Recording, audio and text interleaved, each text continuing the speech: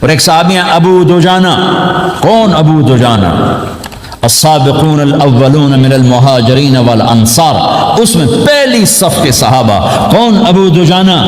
جب آپ حج پر گئے تو اپنی جگہ مدینے کا امیر ابو دجانہ کو بنایا. ابو دجانہ حج میں شریک نہیں ہوئے کہ آپ نے اپنی جگہ ان کو اپنا نائب بنا کے وہاں کھڑا فرمایا ابو دجانہ میری جگہ پر مدینے کا امیر ہے. یہ وہ ابو دجانہ ہیں.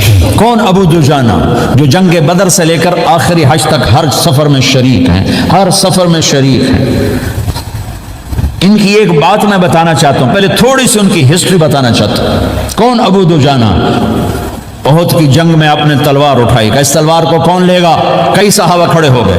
آپ نے کہا اس تلوار کا حق کون ادا کرے گا؟ سارے بیٹھ گئے. 3 آدمی کھڑے رہے، ایک زبیر بن عوام، ایک عمر بن خطاب، ایک ابو دجانہ. ان کا نام ہے سماک بن خرشنہ. سماک بن خرشنہ ان کا نام ابو دجانہ سے مشہور ہے. تو آپ نے تلوار نہ عمر کو دی، نہ زبیر کو دی، ابو دجانہ کو دی. تو عمر رضی اللہ عنہ نے تو محسوس نہیں کیا، حضرت زبیر نے محسوس کیا کہ اس کو کیوں دی، مجھے کیوں نہیں دی؟ میں مہاجرین میں سے ہوں، میں پھوپھی کا بیٹا ہوں، میں اس سے دلیری میں کم نہیں ہوں. بلکہ حضرت زبیر کی دلیری کی تو دھاک تھی، جدھر سلوار چلتی تھی کاٹتی چلی جاتی تھی. کہنے لگا میں دیکھوں گا یہ کیا کرتا ہے. تو ابو دجانہ کے پیچھے پیچھے زبیر ہو لیے. تو ابو دجانہ نے جو حملہ کیا تو 3000 کا لشکر تھا، اس کو چیر کے پار نکل گیا، پورے لشکر کو کاٹ کے پار نکل گیا. اور آگے عورتیں کھڑی تھیں جو مکے کے لشکر کو تیار کر رہی تھیں. نحن بنات طارقی نمشی علی النمارقی مشی القتل بوارقی المسک فی المخالقی المسک فی المفارقی والدر فی المخالقی ان تقبلوا نعانقی وتدبروا نفارقی فراق غیر وامقی. یہ گانا گا رہی تھیں اور ان کو تیار کر رہی تھیں. تو جب ابو دجانہ کی تلوار نظر آئی تو سب بھاگی. ہندا پکڑی گئی تو آپ نے یوں اپنی تلوار ہندا کے سر پر رکھی، انہوں نے چیخ ماری، تلوار ہٹا لی. تو زبیر پیچھے پیچھے یہ کیا ہے؟ جنگ میں اگر کوئی عورت حصہ لے اسے مارنا جائز ہے، ویسے جائز نہیں ہے. عورت کو، بچے کو، بوڑھے کو ہاتھ لگانا جائز نہیں ہے. تو انہوں نے کہا تلوار کیوں نہیں چلائی؟ کہا میرے محبوب کی تلوار ہے، عورت کے خون سے رنگین کر کے اس کی شان میں گھٹانا چاہتا ہے، یہ میرے نبی کی تلوار. پھر واپس ہوئے، پھر اٹیک کیا اور پھر مجمع کو چیر دیا. سامنے ایک آدمی آ رہا تھا ہاتھی کی طرح، اتنا لمبا موٹا تازہ. تو زبیر کہنے کہ میری جی میں آیا کبھی اس کی ٹکر ہونا پھر میں دیکھوں ابو دجانہ کیا چیز ہے. تو اللہ کا کرنا ایسا ہوا ابو دجانہ دونوں آمنے سامنے ہو گئے. تو وہ ایسے شاہ سوار تھے کہ دونوں طرف کے لشکر ذرا تھم گئے اور وہ دونوں بھڑ گئے. ابو دجانہ کے اپنے جوہر، اس پہلوان کے اپنے جوہر، غبار اٹھا، مٹی اٹھی، اور اس کی اپنی طاقت، ان کی اپنی طاقت، انہوں نے ابو دجانہ کو اس نے زخمی کر دیا. ابو دجانہ نے جو جوش میں آ کے ماری تلوار، اس کو لگی یہاں، تو اتنی طاقت سے لگی کہ اس کے نیچے اتر کر 2 ٹکڑوں میں تقسیم کر دی. ماری تو ایک حصہ ادھر ایک حصہ. پھر یوں دیکھا اور اپنے چہرے سے لوہے کی ٹوپی اتاری. کما ترا انا ابو دجانہ، کیا دیکھ رہے ہو؟ میں ہوں ابو دجانہ. تلوار صحیح لی ہے میں نے، غلط نہیں لی. یہ ابو دجانہ ہیں. اور جب شکست ہو گئی احد کی جنگ میں اور پھر 10-12 آدمی نے آپ کو گھیرے میں لیا ہوا تھا، ان میں ایک ابو بکر تھے، عمر تھے، علی تھے، طلحہ تھے، زبیر تھے، سعد بن ابی وقاص تھے، اور سہل بن حنیف تھے، عبادہ قتادہ بن نعمان تھے، اور ابو دجانہ تھے رضی اللہ تعالی عنہم. ان میں سے ایک ابو دجانہ بھی تھے. اور یمامہ کی جنگ میں ابو دجانہ شہید ہوئے. یمامہ کی جنگ میں شہید ہوئے. یہ ابو دجانہ کی تھوڑی سی سیرت آپ کے سامنے آئی ہے. اس کے بعد اب آپ ان کے قول کو سنو تاکہ اس کا وزن آپ کے سامنے آئے. یہ بدر کے شریک ہیں. اللہ کے نبی نے کہا بدر کا صحابی جو مرضی کرے بخشا گیا. یہ صلح حدیبیہ کے شریک ہیں. اللہ نے قرآن میں کہا لقد رضی اللہ، میں ان سے راضی ہو گیا. یہ صحابی ہیں. اللہ نے کہا کلا وعد اللہ الحسنى، اے میرا نبی تیرے ہر صحابی کے لیے جنت کا وعدہ ہے. اور اب یہ کیا کہتے ہیں؟ یہ کیا کہتے ہیں لوگوں؟ ان ارجع عملی عند، لوگوں میرے پاس، ابو دجانہ میرے پاس بخشش کا سب سے بڑا عمل جانتے ہو کیا ہے؟ بدر نہیں، احد نہیں، حدیبیہ نہیں، خندق نہیں، خیبر نہیں، فتح مکہ نہیں، آخری حج نہیں. کیا ہے؟ کیا ہے لوگوں؟ ان ارجع عملی عندی، میرے پاس آخرت میں بخشش کا سب سے بڑا عمل بس ایک ہے کہ ما آذیت احدا بلسانی، میں نے اپنی زبان سے کبھی کسی کو دکھ نہیں پہنچایا، ولا اجد فی قلبی غلا لاحد، اور میرے دل میں کسی کے لیے بغض کوئی نہیں ہے، بس یہ میری بخشش کا عمل ہے۔ تو بھائیو، نبی کے اخلاق میں دو چیزیں لے لو، ایک زبان سے کسی کو دکھ نہ دو، ایک دل میں کسی کا بغض نہ رکھو۔ اللہ کی قسم بغیر حساب کتاب کے جنت میں جاؤ گے۔ بڑے بڑے جنید بغدادی اور بڑے بڑے معرفت والے تمہیں دیکھتے رہ جائیں گے، تمہاری رفتار اتنی تیز ہوگی کہ تمہیں وہی پکڑ سکے گا جس کا یہ دو عمل تم سے زیادہ اچھا ہوگا۔ جس روڈ پہ رش ہوتا آپ وہاں سے گاڑی ہٹا لیتے ہو، ادھر نہیں رش ہے، وہ سائن وغیرہ آپ کو آ جاتے ہیں کہ بھائی ادھر بلاک ہے، ادھر نہیں جانا، ادھر جانا ہے۔ تو جہاں روڈ پہ رش ہوتا ہے تو قیمتی سے قیمتی گاڑی کی رفتار بھی آہستہ ہو جاتی ہے، اور جہاں روڈ خالی ہوتا ہے تو پرانی گاڑی بھی بھاگے جا رہی ہوتی ہے۔ ہمارے یہاں پرانی گاڑی ہوتی ہے، پرانی بسوں کے پیچھے لکھا ہوتا ہے نہ انجن کی خوبی نہ ڈرائیور کا کمال، خدا کے سہارے چلی جا رہی ہے۔ اور جس کے پاس ایسی گاڑی ہو، نہ انجن کی خوبی نہ ڈرائیور کا کمال، تو اگر اس کو روڈ خالی مل جائے تو وہ تو مرسیڈیز والے سے پہلے پہنچے گا، رینج روور والے سے پہلے پہنچے گا، بینٹلی والے سے پہلے پہنچے گا، روز رائز والے سے پہلے پہنچے گا، جو وہ تو پھنسی کھڑی اور اس کا روڈ ہی خالی ہے۔ تو میرے بھائیوں، یہ میں ایک مثال دیتا ہوں، عبادات کی روڈ پہ بہت رش ہے، نمازی بے شمار ہیں، روزے دار بے شمار ہیں، عمرے والے بے شمار ہیں، حج والے بے شمار ہیں، اور تہجد گزار بے شمار ہیں، علماء بے شمار ہیں، حافظ بے شمار ہیں، ذکر والے بے شمار ہیں، بہت رش ہے، تبلیغ والے بے شمار ہیں، لیکن جو اخلاق والا روڈ ہے نا، یہ خالی پڑا ہے۔ اس پہ زوکی پہ چڑھ کے آ جاؤ تو سب سے آگے نکل جاؤ، سائیکل پہ چڑھ کے آ جاؤ تو سب سے آگے نکل جاؤ، کہ روڈ ہی خالی ہے۔ اخلاق کا روڈ خالی ہے۔ غصے کو پینا، دکھ دینے والے کے سامنے،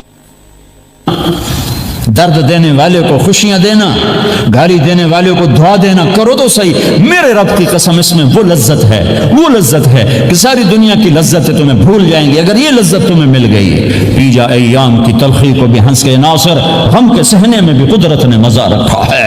اپنے لہو کے گھونٹ پی، زخم پہ زخم کھا کے جی، آہ نہ کر لبوں کو سی، عشق ہے دل لگی نہیں، سینے پہ تیر کھائے جا، آگے قدم بڑھائے جا، یعنی زبان حال سے کہہ دے کہ ہاں ستائے جا۔ آج اخلاق کوئی نہیں ہے، میں تو روتا پھرتا ہوں۔ تبلیغ میں نکلو، خانقاہوں میں ذکر اور مدرسوں میں فقہ، کوئی تو اس سبق کو بھی، یا اور بھی دکھ ہیں زمانے میں محبت کے سوا، راحتیں اور بھی ہیں وصل کی راحت کے سوا۔ جس دن امت کے اخلاق زندہ ہوئے، آپ اسلام کی بہار دیکھو گے۔ اگر اپنے گھر میں خوشیاں لانا چاہتے ہو تو اللہ کی قسم بڑے گھر سے نہیں آئے گی، کوئی 5 لاکھ پاؤنڈ کی گاڑی سے خوشی نہیں آئے گی، کوئی بہت بڑا عالی شان بنگلہ بنانے سے خوشی نہیں آئے گی، تمہارے اخلاق سے گھر میں خوشی آئے گی۔ اگر بیوی کا سلوک تمہارے ساتھ اچھا ہے، تمہارا سلوک بیوی کے ساتھ اچھا ہے، اس گھر میں خوشی ہے۔ بیوی کا بول بدتمیز ہو تو خامند کی زندگی برباد، خامند کا بول بدتمیز ہو تو بیوی کی زندگی برباد، اولاد بد اخلاق ہو تو ماں باپ کی زندگی برباد، ماں باپ میں سختی ہو تو اولاد کی زندگی برباد، بھائی میں بول میں سختی ہو تو بھائی کی زندگی برباد، بہن بھائیوں میں سختی ہو تو بہن بھائی کی زندگی برباد، نیبر کے ساتھ سختی ہو تو نیبر کی زندگی برباد۔ میرے نبی نے فرمایا، ما آمن بی من بات شبعان و جارہ جائع، وہ میرے اوپر ایمان لایا ہی نہیں جو خود پیٹ بھر کے کھائے اور پڑوسی بھوکا ہو۔ واللہ لا یؤمن، واللہ لا یؤمن، واللہ لا یؤمن، 3 دفعہ اللہ کی قسم ایمان والا نہیں، اللہ کی قسم ایمان والا نہیں، اللہ کی قسم ایمان والا نہیں۔ کون یا رسول اللہ؟ الذی لا یأمن جارہ بوائقہ، جو پڑوسیوں کو تنگ کرے وہ ایمان والا نہیں ہے۔ میرے بھائیوں، یہ چیپٹر مٹ چکا ہے، کہیں نہیں دیکھنے کو ملتا ہے۔ ایسا نہیں کہ دنیا خالی ہو گئی ہے، لیکن 1 کروڑ میں 1 ملا تو کیا ملا؟ 1 کروڑ میں بھی 1 نہیں ملتا۔ میں بڑے لمبے سفر کر کے اس نتیجے پر پہنچا ہوں کہ 1 کروڑ مسلمان اکٹھے کروں، اس میں لاکھوں تہجد گزار ہوں گے، لاکھوں 5 وقت کے نمازی ہوں گے، اس میں لاکھوں عمرے حج کرنے والے ہوں گے، اس میں لاکھوں علماء حفاظ ہوں گے، لیکن شاید اخلاق والا ایک بھی نہ۔ اپنی زندگی کو اگر سکھ دینا ہے، چیزوں کے پیچھے نہ دوڑو، اخلاق بناؤ۔ مقدر کی چیزیں ملیں گی، کمائیوں میں حلال لاؤ، حرام سے بچو، سچ پہ آؤ، جھوٹ سے بچو، دھوکہ نہ دو کسی کو، ورنہ زندگی ویران ہو جائے گی۔ ٹیکس بچانے کے لیے جھوٹ نہ بولو، ورنہ دل کالا ہو جائے گا۔ جھوٹ پیسے کی خاطر، لعنت ہے اس دولت پر، لعنت ہے اس ملک پر۔ ہے کیا مثالیں اس امت نے قائم کی ہیں، اچھوں سے برے، بروں سے اچھے ہمیشہ پیدا ہوتے چلے آئے۔ یزید فاسق، فاجر، ظالم، 3 بر اعظم کی حکومت چھوڑ کے مر رہا ہے، 34 سال کی عمر، اور بعض آتا ہے 38 سال کی عمر، 40 سال کو نہیں پہنچا، 40 سال سے پہلے مر گیا۔ اس کا بیٹا معاویہ بن یزید رضی اللہ تعالیٰ عنہ، 3 بر اعظم کی حکومت، 3 بر اعظم کی حکومت، 40 دن حکومت کی، 40 دن، پھر اپنے سارے خاندان کو اکٹھا کیا اور کہا دیکھو لوگو، جس حکومت کے نیچے حسین کا خون گرا ہو، میں اس حکومت پہ لعنت بھیجتا ہوں۔ یہ ہے تمہاری حکومت، جس کو مرضی دے دو، مجھے نہیں چاہیے۔ 3 بر اعظم کی حکومت چھوڑ دی، صرف 22 سال کی عمر میں، 22 سال کی بھرپور جوانی کی عمر میں حکومت کو لات مار دی۔ میں چند پاؤنڈ کے لیے سچ کو لات مار دوں؟ تو بھائیو سچ کے عادی بنو۔ بڑا عالی خلق ہے سچ بولنا، بڑے عالی اخلاق ہیں لوگوں کو نفع پہنچانا، لوگوں کے سامنے میٹھا بنو، کڑواہٹ اندر رکھو، مٹھاس تقسیم کرو، پوری دنیا میں دین زندہ ہوگا۔ اس نقل و حرکت، یہ دعوت کی نقل و حرکت، میں بولٹن میں آج سے 31 سال پہلے بھی آیا تھا، 20 آدمی نہیں اکٹھے کر سکے تھے ہم، سارے دن کے گشتوں کے بعد۔ ایک گرجا مسجد تھا اس وقت، تو ہم کو 50 آدمی اکٹھے نہیں کر سکے تھے، آئیے ہزاروں کا مجمع ہے، اس کے پیچھے پتہ نہیں کتنی محنتیں ہوئی ہیں، تب جا کر یہ رنگ بنا ہے، اس لیے کہ شکل بنی ہے، اس میں رنگ بھرنے کی ضرورت ہے، اور وہ ہے میرے نبی کے اخلاق، میرے نبی کی مبارک زندگی، جس میں درگزر، جس میں معاف کرنا، جس میں میٹھا بول، جس میں چھوٹا بن جانا اور دوسرے کو بڑا بنانا، جس میں سچ بولنا، جس میں دھوکے سے بچنا، یہ مسلمان کی شان ہے۔ تو ہمارے تو نوجوان یہاں کی لڑکیوں کو دھوکہ دیتے ہیں، پیپر بنانے کے لیے یہاں کی لڑکیوں سے شادی کرتے ہیں، ان کی زندگیاں برباد کر دیتے ہیں، اپنا ایمان خراب کرتے ہیں، ان کی زندگی خراب کرتے ہیں۔ مسلمان ہی دھوکے باز بن جائے تو لوگوں کو راہبری کون دے، راہبر کون بنے گا؟ تو میرے بھائیوں اللہ اس کے رسول کو ڈھونڈنے کے لیے یہ تبلیغ کی محنت ہے، در در پھرو، اور یہ 2 باتیں بن جائیں، ایک ہماری عبادات ٹھیک ہو جائے، ایک ہمارے اخلاق ٹھیک ہو جائے۔ اس کو لے کر جب ہم پھریں گے تو اللہ کے فضل سے ایک لہر چلے گی جو دنیا کے ہر آخری کونے تک پہنچے گی، ہر گھر کو اللہ تعالیٰ توحید کے نور سے روشن کر دے گا۔ اس کے لیے ہم وقت مانگتے ہیں کہ یہ ایک زندگی ہے جو میرے 1.25 گھنٹے کی تقریر سے 1.5 گھنٹے کی تقریر سے قابو میں نہیں آئے گی، اس کو سیکھنے کے لیے وقت مانگتے ہیں۔ نکلو میرے بھائیوں، نکلو میرے بھائیوں، اور آج تک جو اللہ پاک کے ساتھ، اللہ کے رسول کے ساتھ کوئی جنگ کی، اس سے صلح کر لو، کسی سے لڑے ہوئے ہو فوراً صلح کر لو، اس کو بھی منا لو، اس سے بھی مان جاؤ، کسی سے روٹھے نہ رہو، کسی سے قطع تعلق نہ کرو، سب سے سلام کرو، دل کو صاف رکھو۔ ابو دجانہ جیسی ہستی فرماتے ہیں کہ میری بخشش کا عمل یہ ہے کہ زبان سے دکھ نہیں دیا، دل میں بغض کوئی نہیں، اور وہ کہتے ہیں میرا سب سے بڑا عمل ہے اپنے نبی کے اخلاق میں 2 باتیں لے لیں، اس زبان سے کسی کو دکھ نہ پہنچے، دل میں کتنے ہی لوگ ستائیں، بغض نہ رکھو، صاف کرو، دھو دو، اور فرائض میں نماز چھوٹے نہیں، اور پھر اس کو لے کر یہ امت پھرے، کیونکہ اس امت کا کام بیٹھنا نہیں ہے، اس امت کا اجتماعی جرم ہے کہ انہوں نے اللہ کے دین کے لیے پھرنا چھوڑ دیا، اس امت کی اجتماعی خطا ہے کہ انہوں نے اللہ کے پیغام کو آگے پہنچانا اس کو اپنا کام نہ سمجھا، اس کے لیے پھرنا چھوڑ دیا، تو اپنے بھی ہاتھوں سے نکل گئے، پرائے تو پہلے ہی پرائے تھے۔ مسلمان کی زندگی چلتے پھرتے دعوت ہے، مسلمان کی زندگی چلتی پھرتی دعوت ہے۔ اگر اسلام ہماری زندگی میں ہو، عبادات ایسی چیزیں جو نظر نہیں آتی، اخلاق ایسے چیزیں جو چھپ نہیں سکتے، اخلاق ایک ایسی صفت ہے جس کو آپ چھپا نہیں سکتے، بد اخلاقی ایسی برائی ہے جس کو آپ چھپا نہیں سکتے۔ شراب تو چھپ سکتی ہے، اندر کمرے میں بیٹھ کے پی لے، روزہ چھپ سکتا ہے، نہیں رکھا کسی کو کیا خبر، نماز بھی چھپ جاتی، نہیں خبر پڑھی ہے کہ نہیں پڑھی، لیکن برے اخلاق بھی نہیں چھپتے اور اچھے اخلاق بھی نہیں چھپتے۔ ایک اچھے اخلاق خوشبو کی طرح مہکتے ہیں اور برے اخلاق گندگی کی طرح بدبو چھوڑتے ہیں۔ ہمارا معاشرہ اسلامی اسوہ بنے گا جب ہمارے اخلاق عالی ہوں گے۔ تو یہ نقل و حرکت اس کو طاقت پہنچائے گی، گھر بیٹھنے سے چیز نہیں آئے گی، بھائی پھرنا پڑے گا، دھکے کھانے پڑیں گے، لیکن ان دھکوں میں بھی اللہ نے بڑی لذت رکھی ہے، بہت عجب نشہ ہے اس کا۔ تو ایک گناہوں سے بچنا اور ایک فرائض کو پورا کرنا، ایک اپنے اخلاق کو ٹھیک کرنا، یہ چند ایک کام ہیں جو کر لے گا اللہ اسے آباد کر دے گا۔ جہاں ہو نماز نہ چھوٹے، رمضان آ جائے روزے نہ چھوٹے، زکوٰۃ فرض ہو جائے خوشی سے ادا کریں، اپنی کمائیوں کو حلال پہ لائیں، غلط کاغذات سے، غلط پیپر سے، غلط ہیرا پھیری سے پیسہ نہ بنائیں، یہ پیسہ تباہی کی سوا کچھ نہیں لاتا۔ اپنی حلال کمائی کرو، کہ میرے نبی کا فرمان ہے جو صبح سے شام تک حلال کمانے میں تھکتا ہے اس دن کے سارے گناہ معاف ہو جاتے ہیں۔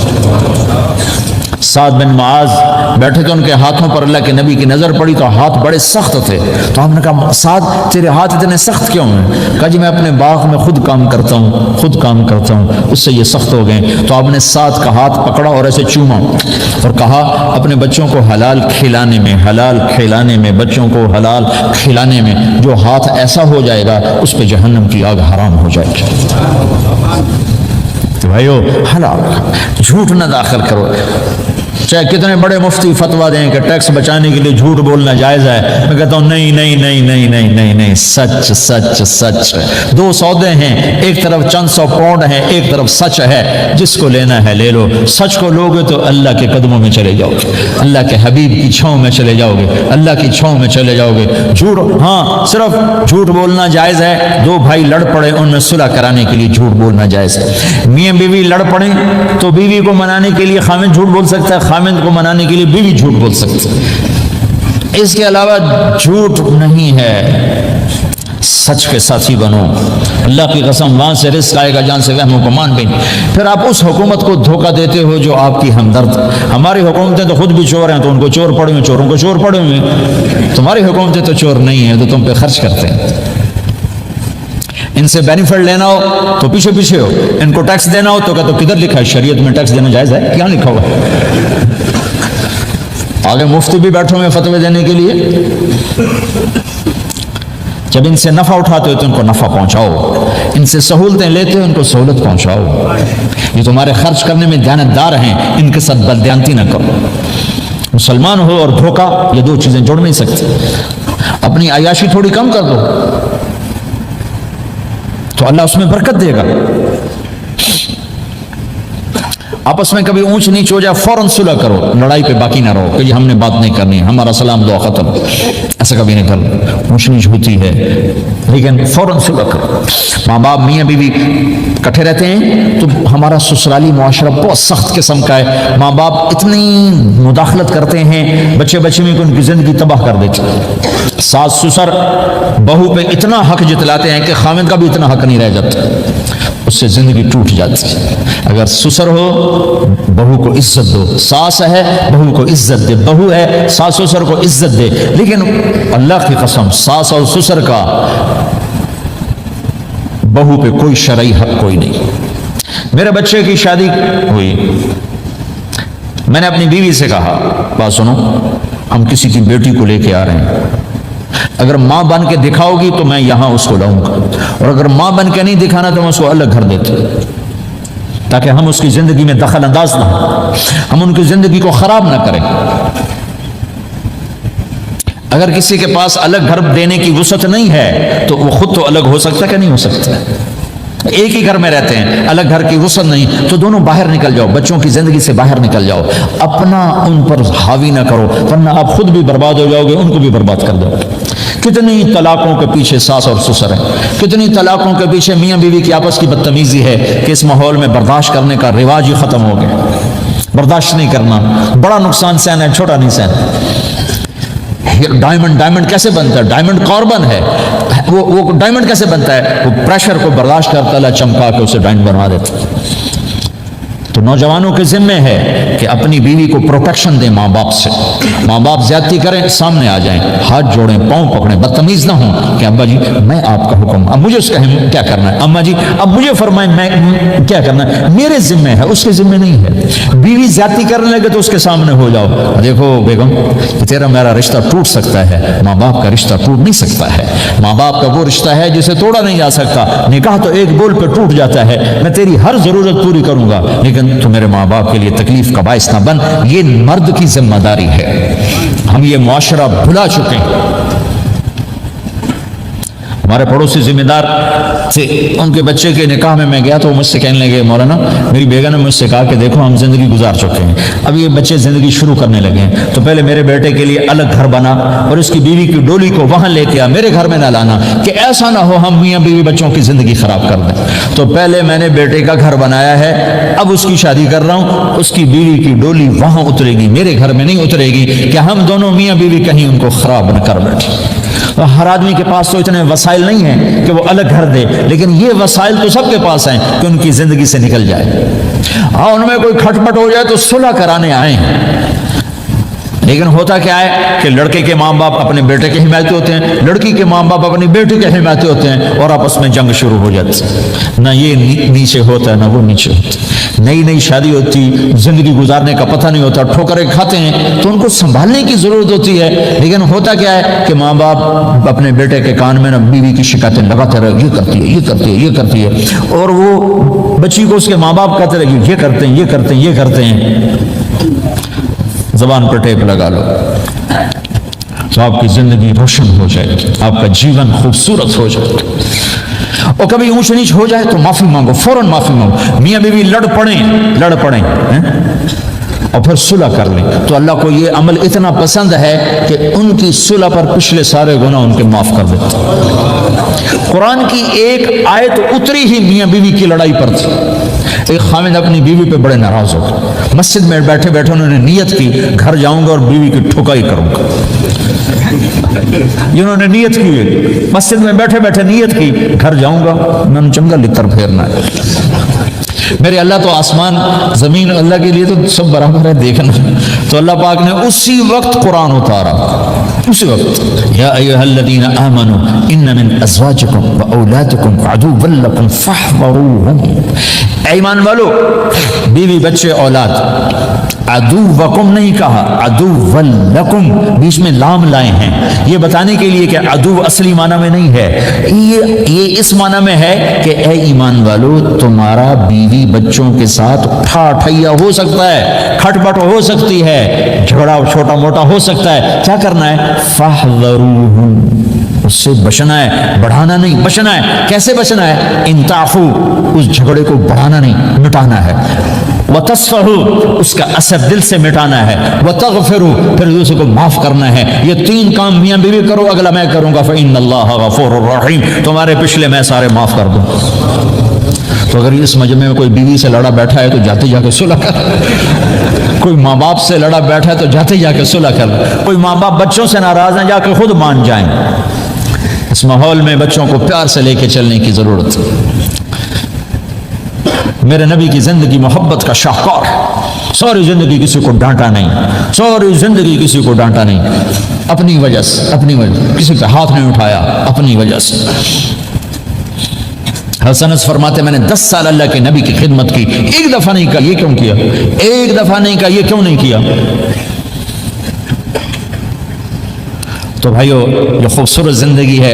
آپ یہاں تو خادم نہیں ہوتے، سارا گھرانہ ہی خادم ہوتا ہے، تو میں پاکستان میں ہوں تو میں اگلا چیپٹر بیان کرتا ہوں کہ نوکروں کے ساتھ بھی اچھا سلوک کرو۔ وہ یہاں ہے ہی نہیں، تو آپ پہ بانڈے مانجنے، آپ پہ ٹوائلٹ صاف کرنا ہے، آپ پہ گڈی صاف کرنی، ڈرائیور بھی آپ پہ تھے، مالک بھی آپ پہ، پٹرول بھی آپ پہ پاؤ بھائی، چنگا انگلینڈ ہے، پٹرول بھی آپ پہ پاؤ، ہوا بھی آپ پہ بھرو۔ 2.5 لاکھ کی گاڑی یا ڈرائیور آپ پہ، ہماری 2.5 لاکھ پاؤنڈ کی، ہماری 2.5 لاکھ کی سزوکی ہوتی، ہمارا نوکر بیٹھا گاڑی چلا رہا ہے۔ نوکر تو اللہ کی بڑی نعمت ہے، تم اس سے محروم ہو۔ کچھ اس کے فائدے بھی ہیں، کچھ نقصان بھی ہیں، لیکن فائدے زیادہ ہیں۔ ہمارے بچے اتنے سست ہو جاتے ہیں کہ پانی کا گلاس کہو تو اٹھ کے ہی نہیں دیتے، وہ آگے نوکر کو بلاتے۔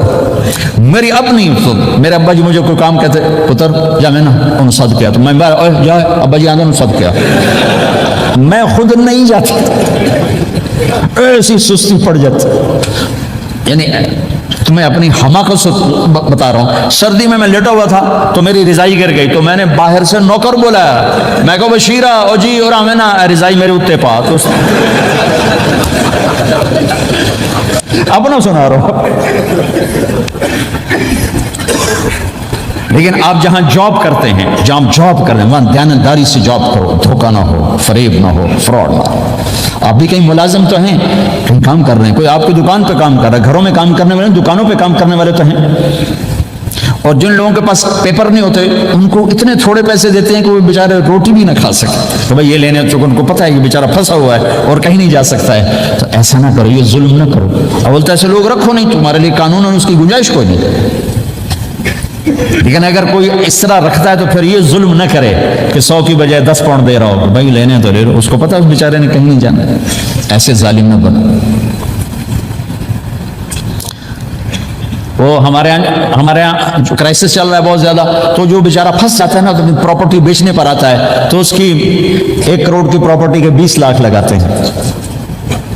میں گزر رہا تھا مال ٹاؤن میں، ایک دوست کے پاس ٹھہرا تھا، وہ پراپرٹی ڈیلر تھا، تو ہم صبح واک کر رہے تھے تو ایک گھر کے قریب سے گزرے، کچھ 6 کنال کا گھر تھا، اسے کہنے لگا مولانا اس گھر کی قیمت ہے 24 کروڑ، 24 کروڑ کا گھر ہے فزیکلی، لیکن اس کا مالک پھنس چکا ہے قرضوں میں، اب وہ اس کو بیچنا چاہتا ہے، تو 18 کروڑ سے اوپر ایک پیسہ نہیں کوئی لگا رہا، اور یہ بیچارہ بیچے گا، یہ 8 کروڑ کا لاس لے کر 6 کروڑ کا لاس لے کر بیچے گا، چونکہ یہ پھنس چکا ہے۔ میں نے کہا اگر میرے پاس پیسے ہوتے تو میں اس کا 24 کروڑ کا گھر لیتا 30 کروڑ کا، کہ 24 کروڑ اس کے قرضے میں جاتے اور 6 کروڑ سے اپنا الگ کاروبار کر لیتا۔ مسلمان تو مظلوم کی مدد کرتا ہے، مسلمان تو دکھی کی مدد کرتا ہے، نہ کہ مصیبت زدہ کا اور لوٹ لینا، مرے نو مارے شاہ مدار، یعنی مصیبت زدہ پر اور مصیبت ڈالنا۔ بھائیو یہ وہ خوبصورت اخلاق ہیں، اپنا ہوگے اللہ چمکائے گا، اللہ اس جہان کی عزت دے گا۔ اور ایک آخری میری بات ہے، بہت بڑا مجمع ہے، بہت سارے نوجوان نظر آ رہے ہیں، آج تک جو اللہ رسول سے جنگ کی اس سے صلح کر لیں، جو گناہ کی اس سے معافی مانگ لیں، ادھر ہم معافی مانگیں ادھر اللہ معاف کر دے گا، ادھر ہم توبہ کریں ادھر اللہ معاف کر دے گا۔ اور آپ تو ماشاءاللہ سارے بہت اچھے بیٹھے ہوئے ہیں۔ میرا ایک شاگرد ہے مولوی امجد، کراچی میں امام مسجد ہے، اس کے پڑوس میں ایک عورت تھی، وہ لڑکیاں سپلائی کرنے کا کام کرتی تھی، کتنا ذلیل کام ہے، اور سال ہا سال سے اس کے بیٹے سے اس میرے شاگرد نے دوستی لگائی اور میرے بیان کی کیسٹ دے دی کہ بھائی یہ سن لینا، میرے استاد جی کی کیسٹ، اس نے گھر میں جا کے لگا لی، اس کی ماں چلتے پھرتے کانوں میں آواز پڑ رہی ہے، آخر وہ آ کے بیٹھ گئی، کہنے لگی سنا مجھے بھی سنا، تو اس نے سارا سنا، پھر کہا دوبارہ سنا، پھر سنا، کہا دوبارہ سنا، پھر سنا، تو کہنے لگی یہ کون ہے؟ کہا پتہ نہیں کون، تمہیں کس نے دی؟ کہا یہ امام مسجد میں، تو میں بچے کا ہاتھ پکڑا اور آ گئی دروازے پر، اسے لوگ تراویح پڑھ کے باہر نکل رہے تھے، کہنے میں نے امام صاحب سے ملنا ہے، وہ آ گئے، کہا جی یہ کیسٹ آپ نے دی؟ کہا جی۔ یہ کون ہے؟ کہا میرے استاد ہیں۔ کیا نام ہے؟ طارق جمیل۔ اچھا، انہوں نے توبہ کی بڑی بات بتائی ہے، تمہیں پتہ ہے نا میرا کیا کام ہے؟ کہا میری توبہ قبول ہو سکتی ہے؟ کہا تو نہیں مجھے ہو سکتی۔ کہا ٹھیک ہے پھر میں اللہ کو گواہ بناتی ہوں، میری توبہ۔ اور اس نے مسجد میں آنا شروع کر دیا تراویح میں، 5واں روزہ ہے، اور دعا مانگتی ہے اللہ اگر میری توبہ قبول ہے تو مجھے اپنے پاس بلا لے، یا اللہ اگر میری توبہ قبول ہے تو مجھے اپنے پاس بلا لے۔ 29ویں روزے سجدے کی حالت میں اللہ نے اٹھا لیا۔ ساری زندگی کام کیا کیا؟ لڑکیوں کی سپلائی، اتنا بدترین کام، اور موت آئی رابعہ بصری جیسی۔ یہ ہے توبہ کا کمال، کہ اللہ کی رحمت سے کبھی نا امید نہیں ہونا چاہیے۔ اللہ کوئی تھانے دار نہیں ہے کہ اس نے چتر پھیرنا ہے، اللہ کریم ہے، مہربان ہے، ہمارا دوست ہے، ہمارا رب ہے۔ جب کبھی خطا ہو فوراً توبہ کرو، فوراً توبہ کرو، انشاءاللہ ایک دن آئے گا کہ اللہ ہمیں اپنی توبہ پہ پکا کر دے گا۔ تو یہ نیت تو کرو سارے جتنے بیٹھے ہو، بوڑھے جوان، کہ پچھلے پر ہم توبہ کرتے ہیں، کرتے ہو نیت؟ کہو یا اللہ میری توبہ، پھر کہو یا اللہ میری توبہ، پھر کہو یا اللہ میری توبہ۔ اگر یہ آپ نے سچے دل سے کہا ہے تو آپ کو مبارک ہو، آپ کے سب گناہ معاف ہو گئے۔ سارے معاف ہو گئے. حقوق باقی ہیں، علماء سے پوچھ لینا ان کی ادائیگی کیسے کرنی ہے. گناہ سارے معاف ہو گئے. اور آئندہ اگر کبھی توبہ ٹوٹے تو پھر کر لینا، پھر کر لینا، پھر کر لینا. میرے رب کی رحمت پہ کوئی اثر نہیں پڑتا. لن تبلغوا ضری فتضرونی ولن تبلغوا نفعی فتنفعونی. یہ میرے رب کی صفت ہے. وہ کہتا میں نفع سے بھی پاک ہوں، نقصان سے بھی پاک ہوں. نہ کوئی مجھے نفع پہنچا سکتا ہے، نہ کوئی نقصان پہنچا سکتا ہے. تو میرے گناہوں سے اس کو کیا گھاٹا پڑتا ہے؟ مجھے گھاٹا پڑتا ہے. لہٰذا جب بھی ہم معافی مانگیں گے وہ خوشی سے معاف کریں گے. ایک اور آیت سورۃ آل عمران کی ہے. یہ سارے دین کی روح ہے اور یہ دین کا مرکزی نقطہ ہے. مرکزی نقطہ جیسے گاڑی ہوتی ہے نا، اس کا بیلنس کیا جاتا ہے تو پھر وہ صحیح چلتی ہے. اس کا ایک نقطہ ہوتا ہے، اس پر آ کر چاروں ٹائروں کو ایک جیسے زاویے پر جمع کرنا ہوتا ہے، پھر وہ صحیح چلتی. اگر وہ بیلنس آؤٹ ہو جائے تو سوزوکی ہو یا لینڈ کروزر ہو، وہ سیدھی نہیں چلے گی. کبھی یوں ہو جائے گی، کبھی یوں ہو جائے گی، کبھی یوں. وہ خود بھی تھکے گی اور مسافر کو بھی تھکائے گی. تو ہر چیز کا سینٹر پوائنٹ جب صحیح ہوتا ہے تو چیز صحیح چلتی ہے. اسلام کا جو مرکزی نقطہ اور پوائنٹ ہے وہ نرمی ہے، شدت نہیں. وہ نرمی ہے، وہ عبادات اور باقی ساری چیزیں اپنی اپنی جگہ پر، لیکن ان سب کو جوڑنے والی جو چیز ہے وہ نرمی ہے. یہ میں نے کہاں سے لیا؟ میں ایک دفعہ جا رہا تھا پاناما، تو سورہ کہف کو دیکھ کے پڑھ رہا تھا. ویسے مجھے یاد ہے میں دیکھ کے پڑھ رہا تھا. تو جب میں وَلْيَتَلَطَّفْ پر پہنچا تو حاشیے میں لکھا تھا نصف القرآن. تو میں ایسی تھوڑی دیر سوچ میں پڑا کہ یہ اللہ تو قادر ہے، یہاں کوئی لفظ لا سکتے تھے اللہ تعالیٰ، یہ کیوں لائے وَلْيَتَلَطَّفْ؟ حد سے زیادہ نرمی کا معاملہ کرنا. وہ جو روٹی لینے میں گیا ترکی میں، ترسوس ایک جگہ ہے جہاں اردن والے بھی دعویٰ کرتے ہیں کہ یہاں تھے اصحاب کہف، میں نے وہ بھی دیکھا ہے. اور ترکی والے بھی کہتے ہیں، میں نے وہ بھی دیکھا ہے. تو ترکی والا قرآن کی تعبیر سے زیادہ جوڑ کھاتا ہے، اردن والا جوڑ نہیں کھاتا ہے. اس کا وَلْيَتَلَطَّفْ، اے بھائی کوئی بھاؤ تاؤ کے چکر میں نہ پڑنا، بڑی نرمی سے پیار محبت سے روٹی لے کے آگے بھوک لگی. اور صیغہ مبالغے کا ہے، تلطف، تفاعل، مبالغہ اور تکلف. تو تمہارے اندر اگر سختی ہے پھر بھی تم با تکلف نرمی کرو، تمہارے اندر شدت ہے پھر بھی اپنے اوپر نرمی طاری کرو. تو یہاں سے مجھے یہ بات سمجھ میں آئی کہ پوری شریعت کا سینٹر پوائنٹ قرآن ہے اور قرآن کا سینٹر پوائنٹ نرمی ہے. وَلْيَتَلَطَّفْ. اب ہمارے ڈانٹ ڈپٹ کو بزرگی سمجھا جاتا، ڈانٹ ڈپٹ کو تربیت سمجھا جاتا. استاد شاگرد کو ڈانٹ رہے ہیں، پیر مریدوں کو ڈانٹ رہے ہیں، امیر مامور کو ڈانٹ رہے ہیں، والدین اولاد کو ڈانٹ رہے ہیں. اور میرا لگ رہا ہے نرمی. اب آیت سنو، یہ بات سمجھ میں آئے گی؟ اب آیت سنو. اللہ تعالیٰ فرما رہا ہے اپنے محبوب سے، فَبِمَا رَحْمَةٍ مِّنَ اللَّهِ لِنْتَ لَهُمْ وَلَوْ كُنْتَ فَظًّا غَلِيظَ الْقَلْبِ لَانفَضُّوا مِنْ حَوْلِكَ فَاعْفُ عَنْهُمْ وَاسْتَغْفِرْ لَهُمْ وَشَاوِرْهُمْ فِي الْأَمْرِ فَإِذَا عَزَمْتَ فَتَوَكَّلْ عَلَى اللَّهِ ان اللہ یحب المتوکلین. لنت لہم برحمت اللہ، یہ ہونا چاہیے جو نحو کا قاعدہ، فعل پہلے ہوتا ہے اس کے متعلقات بعد میں ہوتے ہیں. تو لنت لہم برحمت اللہ، آپ اللہ کی رحمت سے نرم ہو کے اپنی امت کے لیے.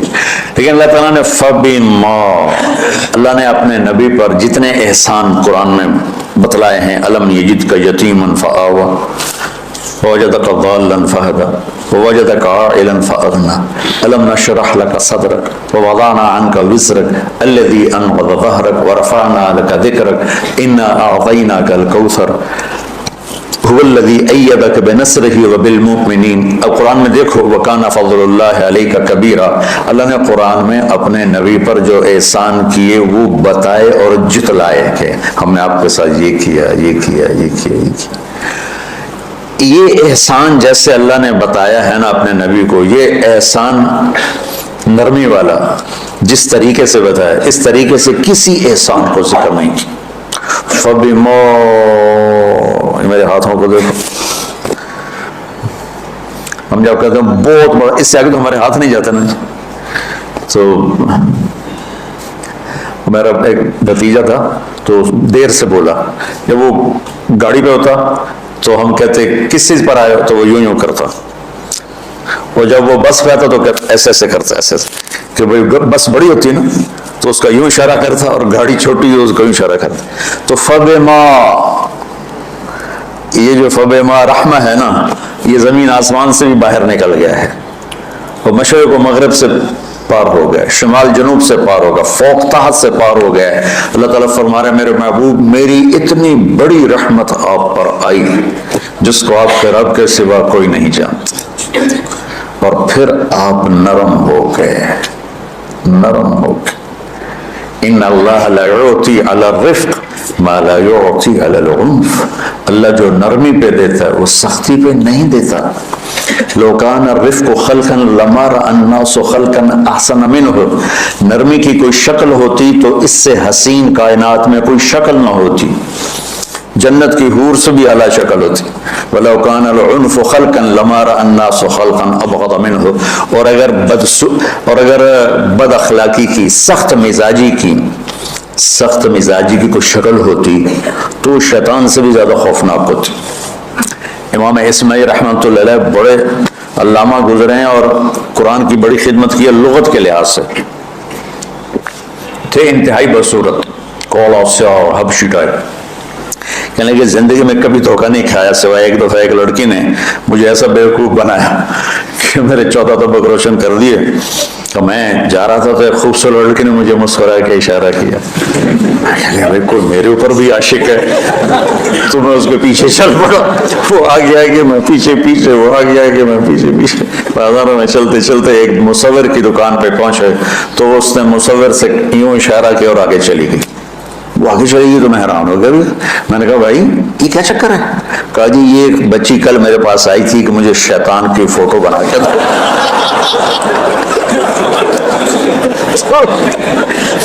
تو میں نے اسے کہا بیٹی میں نے تو شیطان دیکھا نہیں، تو مجھے دکھا، تو میں اس کا فوٹو بناؤں، تو آج تو میں لے کر کہہ رہی تھی یہ ہوتا ہے، ایسا ہوتا ہے۔ تو اگر سختی کی کوئی شکل ہوتی نا تو شیطان سے بھی بدصورت ہوتی۔ تو ہماری زندگیوں میں جو آئی ہیں نا رکاوٹیں، اس کا کوئی بڑا سبب نہیں ہے، یہ اسباب ہیں چھوٹے چھوٹے مل کے بڑے ہو، زبان کی شدت، بول کی شدت، نظر کی شدت، تانے تشنی، مار پٹائی، اس نے ہمارے رشتوں کو تار تار کر دیا ہے۔ اور میں قربان جو میرا اللہ تعالیٰ کہہ رہا ہے لو كنت فظا غلیظ القلب، اگر آپ کی زبان میں شدت ہوتی، آپ کے مزاج میں شدت ہوتی، لانفضوا من حولک، انفضوا کا مطلب بتایا تھا نا کل پرسوں، بھگ دوڑ مچ جانا، پیچھے مڑ کے نہ دیکھنا۔ معلم محمد مصطفیٰ جیسے ہوں صلی اللہ علیہ وسلم، اور طلبہ اصحاب رسول جیسے ہوں، یہاں محمد اللہ کے رسول ہیں، یہ دعویٰ ہے کہ یہ میرے رسول ہیں۔ تو پوچھنے والا پوچھتا ہے کہ اس کی دلیل کیا ہے، تو اللہ کہتا ہے اس کے ساتھیوں کو دیکھ لو، ایسے ساتھی صرف نبی کے ہوتے ہیں اور کسی کے نہیں ہوتے۔ والذین معاہ، معیت بہت بڑا شرف ہے۔ اور وہ کیسے ہیں؟ اشداء علی الکفار ہیں، رحماء بینہم ہیں۔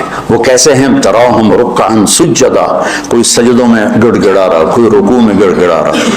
اور اخلاص ایک باریک چیز ہے جس کو موت سے پہلے ہم دعویٰ نہیں کر سکتے کہ میں جو کچھ کر رہا ہوں اخلاص سے کر رہا ہوں، لیکن وہ اتنے اللہ کے قریب ہوئے کہ اللہ نے ان کے اخلاص کی خود گواہی دی، یبتغون فضلا من اللہ ورضوانا۔ میں صرف قرآن سے صحابہ کو بتا رہا ہوں۔ تتجافى جنوبهم عن المضاجع يدعون ربهم خوفا وطمعا. میرے نبی کے ساتھ چلنے والے صحابہ کیسے ہیں؟ راتوں کو اٹھ اٹھ کے روتے ہیں، بستروں سے جدا رہتے ہیں. کیسے ہیں؟ كانوا قليلا من الليل ما يهجعون، رات کو بہت تھوڑا سوتے ہیں. وبالاسحار هم يستغفرون، اور پھر سحری کے وقت توبہ استغفار کرتے ہیں. یہ کیسے ہیں؟ یؤثرون علی انفسهم ولو كان بهم خصاصہ، خود بھوکے رہ کر یہ اوروں کو کھانا کھلاتے ہیں. یہ کیسے ہیں؟ لیکن ایک وعدہ میرا آپ کے ساتھ ہے. وہ کیا ہے؟ کلن وعد اللہ الحسنى، میرا وعدہ ہے آپ کے ہر صحابی کو جنت دوں گا، ہر صحابی کو جنت دوں گا. اور یہ پہلی جماعت ہے جن کی حمایت میں قرآن اترتا تھا. اور ایک عجیب ہے، ایک لفظ قرآن کا، ایک لفظ، ایک آیت اتری، لا يستوي القاعدون من المؤمنین والمجاہدون فی سبیل اللہ. یہ آیت ایسے اتری جس میں نے پڑھا ہے کہ اللہ کے راستے میں جہاد کرنے والے اور گھر بیٹھنے والے برابر نہیں ہو سکتے. عبداللہ بن ام مکتوم نابینا صحابی ہیں. انہوں نے جب آیت سنی کہ یا اللہ یہ کیا کیا؟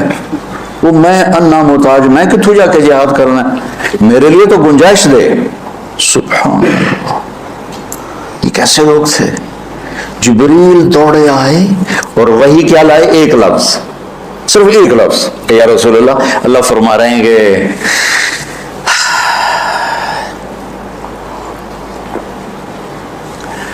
کیا ہے؟ عبس وتولی اذ جاءہ الاعمی، کہا میرے بندے کی فریاد میرے پاس پہنچ چکی ہے، لہٰذا اب اس آیت کو یوں پڑھا جائے، لا يستوي القاعدون من المؤمنین غیر اولی الضرر والمجاہدون فی سبیل اللہ، کہ جو معذور ہیں ان کے علاوہ جو صحت مند ٹھیک ٹھاک ہیں وہ اور جو میرے راہ میں ہیں برابر نہیں ہو سکتے. تو عبداللہ بن ام مکتوم کی فریاد پر قرآن کا ایک لفظ ہے، اور خولہ کی فریاد پر آیات بارش کے قطروں کی طرح. قد سمع اللہ قول التي تجادلك في زوجها وتشتكي الى الله والله يسمع تحاوركما ان الله سميع بصير. الذين يظاهرون منكم من نسائهم ما هن امهاتهم ان امهاتهم الا اللائي ولدنهم وانهم ليقولون منكرا من القول وزورا. یہ پھر آگے بھی چلتی ہیں. ایک دیہاتی عورت کی فریاد نے عرش ہلا دیا اور قرآن اترا. یہ لوگ تھوڑا اور سنا دو تاکہ آپ کو خولہ کا پتہ چلے، خولہ کیا چیز ہے. انصاری عورت ہے، ہاں مالک کی ایک عورت ہے، خامن نے غصے میں طلاق دے دی. طلاق تھی زہار، تو میرے لیے میری ماں کی طرح ہے. اس طلاق کے بعد رجوع ہو ہی نہیں سکتا تھا. 3 طلاق میں تو رجوع ہو جاتا نا کہ کسی اور جگہ شادی ہو جائے، وہاں سے طلاق ہو جائے، واپسی ہو. لیکن اس میں رجوع ایسا ہی ہے شیخ، ایسا ہی ہے نا. اس میں دوبارہ اگر اس کی شادی ہو جائے اور پھر وہاں سے وہ فارغ ہو کر اس سے شادی نہیں ہو سکتی. یہ اس زمانے کا رواج تھا. اب یہ ان کی عمر گزر گئی تھی، جو بھاگی اللہ کے نبی کے پاس ہے، یا رسول اللہ میرے خامن اوس بن مالک نے زہار کر دیا، اوس بن سامت نے مجھ سے زہار کر دیا، تو کیا فتویٰ ہے؟ آپ نے کہا حرمتی علیہ، بیٹی تو حرام ہو گئی. بولیں گے یا رسول اللہ اکل مالی وافنا شبابی، جوانی میری ڈھل گئی، مال میرا کھا گیا، وہ تو میں کہاں جا کے بیٹھوں، ماں باپ میرے نہیں ہیں. آپ نے کہا حرمتی علیہ، تو اس پہ حرام ہوگا. پھر اس نے کہا یا رسول اللہ میرا کیا بنے گا؟ تو آپ چپ ہو گئے. تو جب وہ مانتی نہیں تو کیا کرو، آپ چپ ہو گئے. حضرت عائشہ رضی اللہ عنہا آپ کو کنگھی کر رہی تھی. جب اس نے دیکھا اللہ کے نبی نے جواب دینا چھوڑ دیا ہے، کہا چلے ٹھیک ہے میں اپنے رب سے بات کرتی ہوں. اس نے وہیں بیٹھے بیٹھے ہاتھ اٹھایا، اللہ ان لی منہ صبیۃ صغار، اے میرے رب میرے چھوٹے چھوٹے بچے، ان ضممتہم الی فجاعوا وان ضممتم الیہ فضاعوا، میرے رب میرے چھوٹے چھوٹے بچے، عمر میری ڈھل گئی، میری دوسری شادی نہیں ہو سکتی، ان بچوں کو میں اپنے پاس رکھوں تو ان کو روٹی کہاں سے کھلاؤں، یہ بھوکے مریں گے. خامد کے پاس چھوڑ کے چلے جاؤں تو وہ بھی کمزور ہو چکا ہے، یہ ان کی تربیت کون کرے گا، یہ تو برباد ہو جائیں گے. اب اس کی دعا سنو، یا اللہ اپنے نبی کی زبان پر میرے حق میں فیصلہ دے. یہ نہیں کہا کہ تو اپنی شریعت کا فیصلہ سنا گیا، اللہ میرے حق میں دینا فیصلہ. اور اللہ تعالیٰ کا قرآن آ گیا. ہاں خولا، ہم نے اپنے رحمت کے طفیل تیرے حق میں فیصلہ دے دیا. اتنے بڑے مقام کے لوگ، لفظ کیا رہا ہے؟ لن فضوا من حولی، کہ آپ کو چھوڑ کے بھاگ جاتے. سختی اتنی بڑی بلا ہے کہ اتنے دھرتی نے کسی نبی کے ایسے ساتھی نہ دیکھے نہ دیکھے گی، اور ایسے عظیم انسان دنیا میں نہ آئے نہ آئیں گے. انبیاء کے بعد عظیم ترین انسانوں کا ٹولہ، لیکن وہ بشر تھے، ان سے خطائیں ہوئیں، ان سے گناہ ہوئے. پہلے انہوں نے کہا جاؤ ہم نے معاف کر دیا، کلاً وعد اللہ الحسنی، جاؤ سب کے لیے جنت ہے.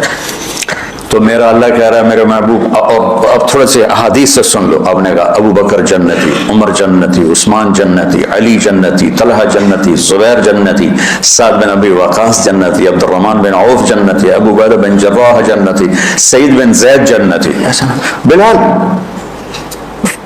جب جنت میں جاتا ہوں تیرے پاؤں کی آہٹ اپنے آگے آگے سنتا ہوں.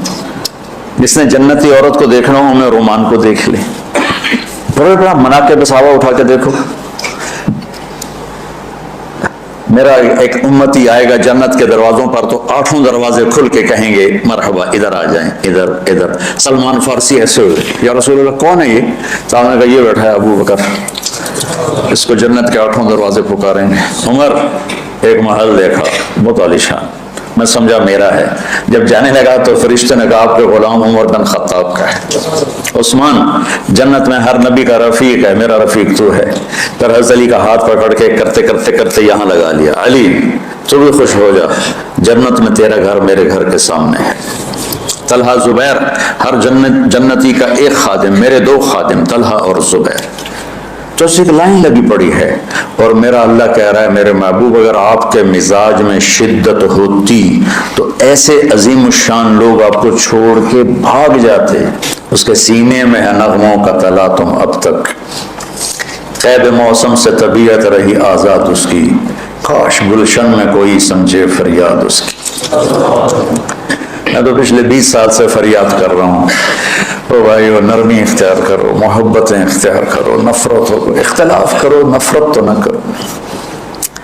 بیوی سے اختلاف ہو گیا ہے تو نفرت تو نہ کرو، بیوی کو خامن سے ہو گیا نفرت تو نہ کرو، بہن بھائیوں میں ہو جاتی اونچ نہیں، نفرت ہے تو نہ کرو. سلام دعا ختم. تو آپ فارغ ہونے والے ہو، یہ اسباق یاد رکھو گے تو آپ ہی کو فائدہ ہوگا انشاءاللہ. پھر جہاں جاؤ گے گلاب کے پھول کی طرح مہکو گے. چمن میں بہت سے پھول ہوتے ہیں لیکن جہاں گلاب کھلا ہوتا ہے سب کی نظر وہیں جا کر ٹکتی. تو اگر آپ نے میں نے یہ اخلاق بنا لی، یہ نرمی اپنے اندر پیدا کر لی تو اللہ کی قسم گلاب کے پھول کی طرح مہکو گے بھی صحیح، اور پرکشش بھی ہوگی، جاذبیت بھی ہوگی. شکلوں کی کشش چند دنوں کے بعد ختم ہو جاتی، اخلاق کی کشش موت تک باقی رہتی. جیسے روٹی کی طلب موت تک ختم نہیں ہوتی. باقی چیزیں آدمی کہتا ہے یار گوشت بڑا کھا لیا، دال بناؤ، بھنڈی کھا لیا توری بناؤ، لیکن روٹی ایسی ہے اسے کوئی کسی دن جاتا ہے روز ہی روٹی روز ہی روٹی، تو اس طرح اندر رچ پچ گئی. ایسے اچھے اخلاق روٹی کی طرح جن کی طلب کبھی ختم نہیں ہوتی. تو ہمارے علمی حلقے ہوں، دیندار حلقے ہوں، ان سب میں شدت پائی جاتی، ہر درجے کی شدت. تم بیچ میں ایک موم بن کے جاؤ، لوہا بن کے نہ جاؤ، موم بن کے جاؤ. اور سارے رشتوں کی تلخیوں کو اپنے پی جا، ایام کی تلخی کو بھی ہنس کے ناصر، غم کے سہنے میں بھی قدرت نے مزہ رکھا ہے. تلخیوں کو پینا سیکھو، زبان کو بند کرنا سیکھو، اور پھر مسکرانا سیکھو، اور نرمی کا سلوک سیکھو جو میرے نبی کی سب سے عالی شان صفت فبما رحمت من اللہ.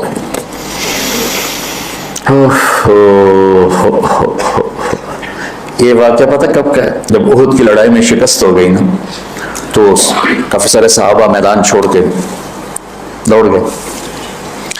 تو جب ابو سفیان کا لشکر واپس چلے گیا تو وہ واپس آئے اور سب ڈرے ہوئے تھے کہ اب ہمیں بڑی ڈانٹ پڑے گی، ہمیں بڑی ڈانٹ پڑے گی.